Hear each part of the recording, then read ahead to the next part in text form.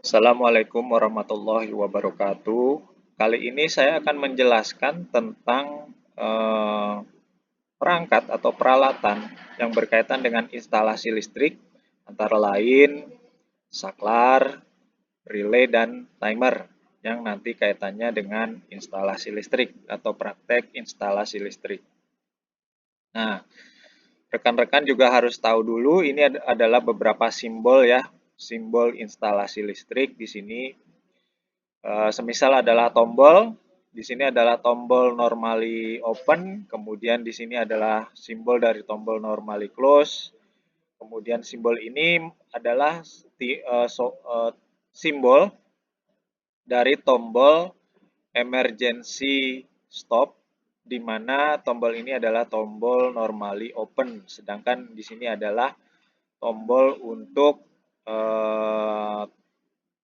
emergency normally close. Kemudian di sini adalah selector switch normally open, sedangkan yang ini adalah selector switch yang normally close. Untuk simbol dari limit switch di sini, simbol dari limit switch adalah seperti gambar ini, ya seperti ini adalah simbol dari limit switch, di mana di sini adalah common, titik commonnya, kemudian di sini adalah titik NC-nya, normally close, dan ini adalah titik NO-nya. Simbol untuk lampu biasanya seperti ini, ya ada yang silang juga seperti ini. Kalau untuk coil relay adalah seperti ini, R gitu ya, ada buletan, kemudian ada huruf R di sini. Sedangkan untuk timer biasanya kotak, kemudian ada silangnya di pinggir gitu, terus ada tulisan T. Ini adalah simbol dari timer. Nah, simbol ini adalah simbol SPDT atau single pole double throw. Jadi satu kutub dua perpindahan. Jadi double perpindahan gitu ya. Jadi single kutubnya hanya satu tapi perpindahannya dua. Ini mode ketika dia normally close, kemudian normally opennya adalah seperti ini. Biasanya ini ditemukan di beberapa saklar ya, misalnya saklar relay gitu ya, saklar relay, kemudian di kontaktor juga ada, kontaktor itu untuk auxiliary relay-nya, kemudian di limit switch juga ada ya, jadi di sini biasanya di C ini dipasang pasaknya, kemudian nanti perpindahannya tinggal mau yang ke NC maupun yang ke NO. Kalau yang ini adalah saklar DPDT atau double pull double throw, artinya dua kutub dua perpindahan. Jadi bisa geser ke atas di sini dia, gitu ya. Berarti di sini nyambungnya di sini ya. Sedangkan kalau geser ke bawah di sini, ke bawah ke sini, berarti dia saklar yang di sini yang bisa on. Seperti itu. Kemudian ini adalah bentuk dari limit switch ya, limit switch seperti ini. Kemudian untuk macam-macam tombol, ada selector switch, kemudian ada emergency ya, tombol emergency, kemudian tombol NO atau NC seperti ini. Nah, untuk prinsip kerja relay adalah seperti ini rekan-rekan. Di sini ada relay ini terdiri dari dua komponen utama. Yang pertama adalah coil, yang kedua adalah kontak point atau kontaknya. Biasanya coil ini terhubung ke kontrol ya. Misalnya dihubungkan dengan tombol sebagai kontrol. Di sini adalah catu daya atau sumber tegangannya. Jadi ketika tombol ini ditekan, maka koil ini bertegangan dan menimbulkan medan magnet, di mana medan magnetnya menarik kontaknya untuk on.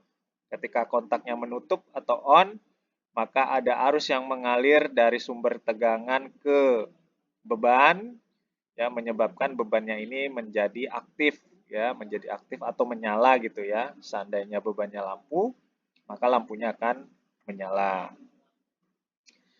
Nah, relay ini ada klasifikasinya nih rekan-rekan. Relay terbagi menjadi dua jenis relay, yaitu jenis relay mekanik dan statik. Kalau mekanik itu biasanya menggunakan relay-relay yang elektromagnetik ya, kayak relay magnet ya yang biasa kita lihat. Kemudian Ada juga magnet kontaktor gitu ya. Itu juga menggunakan elektromagnetik ya, mechanical, elektromagnetik, kemudian menggunakan special relay juga, relay khusus ya, relay khusus. Nah, yang mekanik ini biasanya digerakkan oleh elektromagnetik. Sedangkan yang statik ini menggunakan relay yang elektronik, biasanya menggunakan transistor. Contoh, solid state relay ini dia menggunakan transistor. Bisa menggunakan transistor bipolar atau menggunakan MOSFET. Nah, ini juga ada relay MOSFET. Relay MOSFET ini menggunakan komponen elektronika MOSFET gitu ya, sebagai komponen relaynya. Kemudian, cara kerja relay di sini tadi sudah saya jelaskan. Ada dua komponen penting di relay. Yang pertama adalah koilnya, yang kedua adalah kontak poinnya, di mana kalau koilnya diberikan tegangan input, maka dia akan bertegangan. Nah, tegangan dari koilnya ini menghasilkan medan magnet yang akan menarik kontak poinnya untuk menutup gitu ya, menutup, tertarik ke kiri gitu ya, sehingga kontak poinnya akan menutup. Nah, contohnya dia akan menutup seperti ini gitu ya. Kalau menutup seperti ini kan berarti kalau di sini dipasang sebuah beban gitu ya, beban di sini. Ya, misalnya bebannya berupa lampu, kemudian disambungkan dengan sebuah catu daya, misalnya catu daya di sini tegangan AC di sini, nah, nyambung di sini. Maka dengan menutupnya si kontak poin karena ditarik medan magnet koilnya ini, maka ada arus yang mengalir melewati beban lampunya ini yang menyebabkan lampunya akan menjadi menyala. Dan ketika si koilnya ini sudah diputus dari sumber tegangannya, maka medan magnetnya akan hilang dan relaynya ini akan kembali terbuka ya, posisinya kembali ke posisi awal. Kalau dia normally open atau terbuka, dia akan terbuka sehingga menyebabkan lampunya ini menjadi mati atau tidak menyala. Nah, teman-teman harus tahu bahwa di relay ini ada simbol seperti ini ya rekan-rekan ya, simbol seperti ini teman-teman harus tahu mana koilnya, mana kontak poinnya ya. Kalau kontak poin itu koilnya, mohon maaf, koilnya itu ada di nomor 14 dan nomor 13. Untuk yang tegangan DC, biasanya yang positif itu yang 14 ya. Ya, untuk yang DC biasanya yang positif itu ada di nomor 14, sedangkan yang negatif itu ada di nomor 13. Biasanya untuk relay DC. Kalau relay AC mau dipasang kebalik juga nggak ada masalah ya. Mau dipasang pasang netralnya di 13 maupun di 14 tidak ada masalah. Boleh dipasang terbalik kalau tegangannya AC gitu. Sedangkan untuk kontak poinnya rekan-rekan bisa lihat di sini ya. Untuk kontak poinnya di sini commonnya ada di nomor 9, 10, 11 dan 12. Maksudnya common tuh biasanya kita sebagai teknisi akan memasukkan pasaknya itu di common gitu ya. Nanti pengaturannya mau di NO atau di NC ya. Kalau di NC berarti nyambunginnya dari 9 ke 1 ya. Dari 9 ke 1 gitu ya, itu sebagai NC-nya, sedangkan untuk sambungan NO-nya antara 9 dan 5 seperti itu. Nah, kemudian kalau ini nomor 10 itu sebagai common-nya, jadi masukin pasak dari nomor 10, tinggal nanti pengaturannya bagaimana ya. Kalau kita menginginkan untuk normally close, maka kita sambungin antara 10 dengan 2. Kalau kita ingin sambungin ke normally open, maka commonnya dari 10, nyambunginnya dari 10 dan 6. Itu untuk normally open. Begitu juga untuk yang pin yang nomor 11 dan 12 ya, kurang lebih sama. Kalau kita mau NO, maka nyambungnya dari 11 dan 7. Kalau kita mau NC, menyambungkan pinnya dari 11 dan 3. Seperti itu.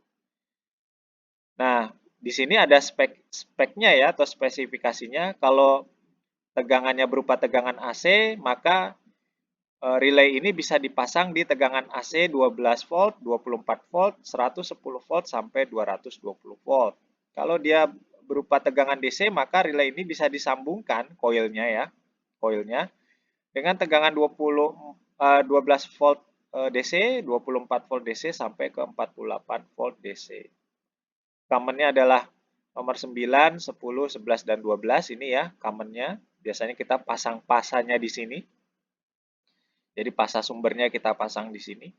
Kemudian tinggal kita memfungsikan dia menjadi kontak NO atau NC. Kalau dia difungsikan sebagai NO, maka kita pasang di nomor 5, 6, 7, ataupun 8. Ini 5, 6, 7, maupun 8. Kalau kita memfungsikan relay ini menjadi kontak NC, maka disambungkannya dari common ke nomor 1, 2, 3, dan 4. Ini ya, 1, 2, 3, dan 4. Kemudian kalau untuk kontaknya itu sampai berapa ampere sih atau di tegangan berapa? Ini sudah biasanya di relaynya itu sudah diberi keterangan gitu ya. Jadi untuk mempermudah kita. Nah, biasanya maksimalnya adalah sampai 10 ampere jika tegangannya 220 volt AC dan 10 ampere dengan maksimum tegangan adalah 28 volt DC. Nah, artinya di sini kontak NO atau NC dapat dialiri arus maksimal sebesar 10 ampere untuk tegangan 220 volt AC dan 10 ampere untuk tegangan 28 maksimal ya 28 volt DC. Nah, untuk timer, timer ini berbeda dengan relay.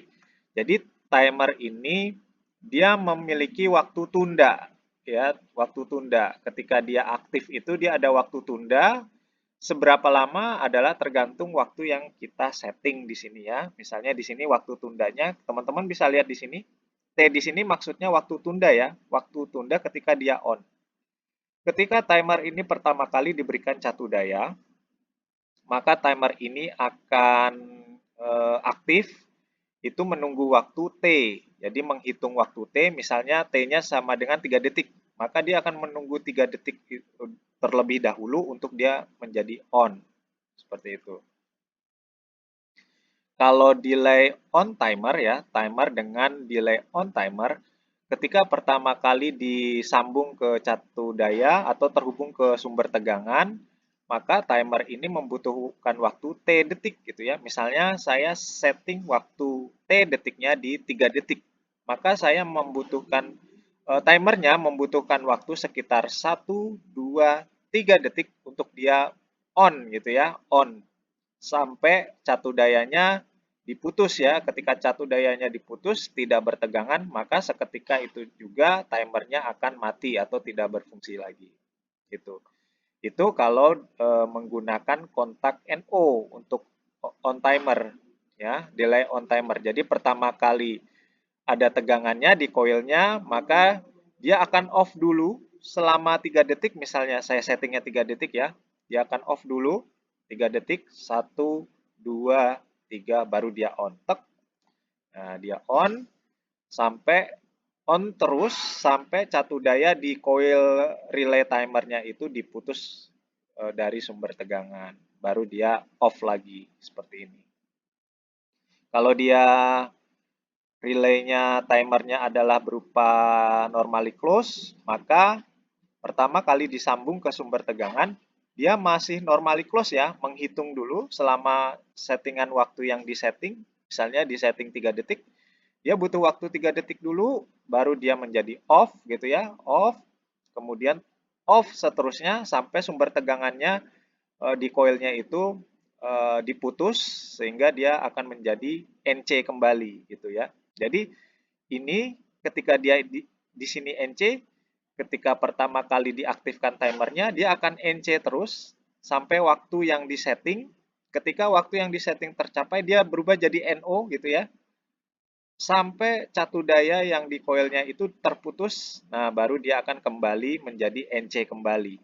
Kalau yang di NO, ya pertama kali dihubungkan dengan catu daya, dia akan menjadi NO terus ya sampai settingan hitungannya tercapai ya. Misalnya saya setting 3 detik, dia akan menjadi NO sampai 3 detik, 1, 2, 3, tek, dia akan berubah menjadi NC. Nah, sampai sampai timernya ini sudah tidak diberi tegangan. Itu baru dia ketika tidak diberi tegangan dia akan berubah menjadi NO kembali. Itu kalau delay on timer. Kalau dia delay off timer ya, jadi ketika timernya diberi tegangan, maka ketika kontaknya NO, maka timer akan on dulu ya, on dulu atau dia berubah jadi NC selama settingan waktu yang disetting ya. Misalnya disetting 3 detik. Setelah hitungan 3 detik itu tercapai, 1 2 3 tek gitu, dia akan berubah menjadi NC. Mohon maaf. Dia akan berubah menjadi NO. Saya ulangi ya. Kalau sebuah timer delay off ya atau delay off timer ketika timernya diberi tegangan dan kontak yang dipilih adalah kontak normally open, maka ketika diberi tegangan dia langsung berubah menjadi normally close atau NC. Ya. Berapa lama dia menjadi NC tergantung pada settingan waktu yang disetting. Misalnya saya setting 3 detik. Nah, ketika settingan waktunya sudah tercapai, maka kontak yang tadinya NC itu akan berubah menjadi NO kembali. Seterusnya ya, seterusnya. Gitu. Sedangkan untuk delay of timer yang kontaknya itu menggunakan kontak NC, ya, pertama kali timer itu diberi sumber tegangan, maka dia akan berubah yang tadinya NC menjadi NO sampai hitungan settingannya tercapai. Misalnya di setting 3 detik, maka dia akan yang tadinya NC berubah menjadi NO selama 3 detik, 1, 2, 3, kemudian baru dia berubah lagi menjadi NC kembali ya, berubah menjadi NC terus sampai tegangan catu dayanya diputus dari timernya atau timernya sudah tidak mendapatkan tegangan lagi. Gitu. Kemudian ada juga namanya delay on off timer. Ini lebih mirip flip flop ya. Jadi flip flop. Jadi dia kadang dia on, kadang dia off, kadang dia on, kadang dia off dan sebagainya dan seterusnya sampai timernya itu sudah tidak diberi tegangan maka dia akan mati gitu ya. Nah, ini juga sama kalau misalnya kontak yang digunakan adalah kontak timer yang NC, maka pertama kali dinyalakan gitu ya, dia akan off dulu ya, dia berubah jadi NO dulu, kemudian jadi NC lagi, on lagi, kemudian off lagi, kemudian berubah lagi, on lagi, off lagi, sampai catu dayanya tidak diberikan pada timernya, timernya tidak mendapatkan catu daya lagi, maka dia akan berubah posisinya menjadi semula, dia menjadi NC kembali. Nah, ini flip flop ya. Biasanya settingan TON dan TOF-nya sama. Misalnya si timer ini kita setting 3 detik, maka pada saat dia T-on, dia 3 detik, T-off-nya juga tidak 3 detik. Jadi T-on 3 detik, T-off-nya 3 detik, T-on-nya 3 detik, T-off-nya 3 detik. Jadi masing-masing untuk T-on dan T-off-nya adalah sama waktunya. Begitu. Itu kalau menggunakan timer yang on-off delay atau menggunakan timer flip-flop. Kalau timer yang single shot atau yang one shot gitu ya, dia hanya satu kali on kemudian dia kembali ke awal gitu. Jadi contohnya kalau pertama kali timernya ini diberikan catu daya, maka kalau kontak yang dipilih adalah NO, maka ketika kita settingan timernya misalnya 3 detik gitu ya. Setelah disetting 3 detik, maka timer ini akan posisinya tetap menjadi NO ya sampai hitungan detiknya tercapai. Misalnya 3 detik, 1 2 1 2 3 tek gitu ya. Dia langsung ini jadi on gitu ya. Yang tadinya NO berubah jadi NC hanya selama 1 detik saja kemudian dia berubah jadi NO lagi. Gitu. Jadi hanya single shot saja. Satu kali on saja kemudian dia jadi off lagi kayak gitu. Nah, kalau misalnya menggunakan kontak yang NC, maka pertama kali timernya diberi tegangan, dia akan tetap NC gitu ya, tetap NC ya sampai settingan hitungannya tercapai. Misalnya saya setting 3 detik, maka dia menghitung dulu 1, 2, 3. Setelah hitungan ketiga dia menjadi off atau menjadi NO, tek gitu ya, off. Kemudian setelah 1 detik kemudian dia menjadi NC lagi atau menjadi normally close lagi. Dia kembali lagi seperti semula sampai timernya sudah tidak diberi tegangan. Dia akan terus ya. Kalau yang NC dia akan NC terus, kalau yang NO dia akan NO terus. Seperti itu. Nah, ini adalah sambungan pada timer ya. Yang perlu rekan-rekan harus tahu adalah kalau sambungan ke coil itu, untuk coil timer itu biasanya 2 dan 7. Ya, sambungannya 2 dan 7. Kemudian untuk common-nya adalah 1 dan 8. Common ya, biasanya di 1 dan 8 ini kita pasang pasaknya ya. Nah, kemudian untuk memilih antara NO dan NC-nya, kalau mau dipasang di NC maka dipasangkan di nomor 4 dan 5. Kalau mau dipasang di NO, maka harus dipasang di 3 ataupun nomor 6. Di sini sudah ada keterangannya. Ya, kalau misalnya bolak-balik boleh nomor 2 atau 7 gitu ya, boleh terbalik tidak ada masalah. Kalau dia berupa DC maka 2 itu negatif, 7 itu yang positif. Tapi kalau bolak-balik, masang kebalik juga nggak apa-apa ya. Pasanya 2, netralnya 7, atau pasanya 7, netralnya 2 tidak ada masalah. Masang kebalik tidak ada masalah. Jadi timer ini bisa AC maupun bisa DC. Kalau AC, range tegangannya itu yang diperbolehkan 24 sampai 48 volt. Tuh. Atau 100 sampai 240 volt maksimum ya. Kalau DC yang diperkenankan dari 12 volt sampai 48 volt atau 100 sampai 125 volt. Common-nya ada di nomor 1 dan 8. Kalau kontak NO-nya ada di 3 dan 6, sedangkan kontak NC-nya ada di 4 dan 5. Nah, kalau ada pertanyaan, kontak ini kuatnya dialiri arus sampai berapa ampere? Di sini sudah diberi keterangan maksimum sampai 5 ampere saja. Hanya sampai 5 ampere saja. Nah, ini adalah tampak dari depan timer nih rekan-rekan ya. Yang pojok sebelah kanan atas ini adalah untuk menyeting mode. Nanti modenya nanti ada semacam huruf gitu ya. Huruf A, E, terus ada huruf dan angka B2, kemudian ada J. Ini masing-masing punya fungsinya masing-masing ya.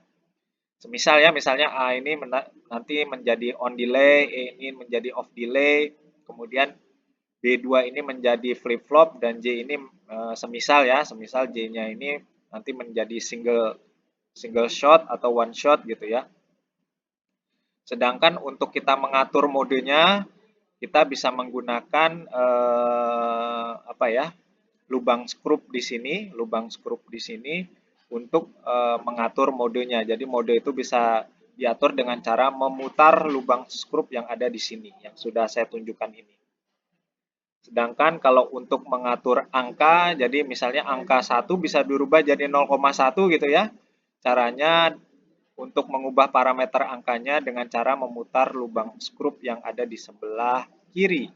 Sedangkan untuk mengatur skalanya, kita mau timernya itu beroperasi di satuan detik, menit,